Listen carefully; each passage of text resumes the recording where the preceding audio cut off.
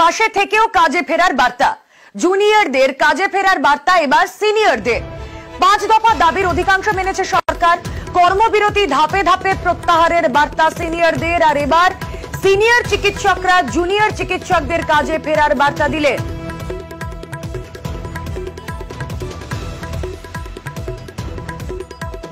আন্দোলন প্রায় আজকে 41 দিনে পড়লো।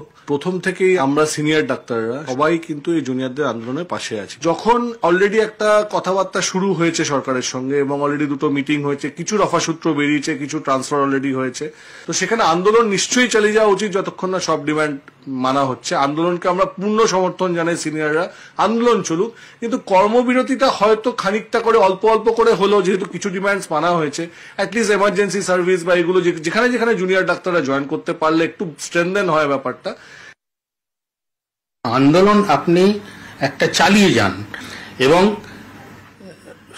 সেটা প্রয়োজন হলে সে আন্দোলনকে আবার নতুন করে আপনারা রূপ দিতে পারেন, সৃষ্টি করতে পারেন বৃহত্তর আন্দোলন থেকে, যদি দেখা যায় যে এরা এই সমস্যাগুলোকে ঠিক হ্যান্ডেল করতে পারলো না। কিন্তু আপাতত আমি বলবো যে আমরা সিনিয়র ডাক্তারদের অধিকাংশই এখন আমরা বলছি যে আপাতত তুমি কর্মবিরতিটা অফ করে দিন। যথেষ্ট কতগুলো প্রাইম দাবি দেওয়া তো মেটানো হয়েছে, বা মুখ্যমন্ত্রী অনেকটা সময়ও দিয়েছেন। দেখুন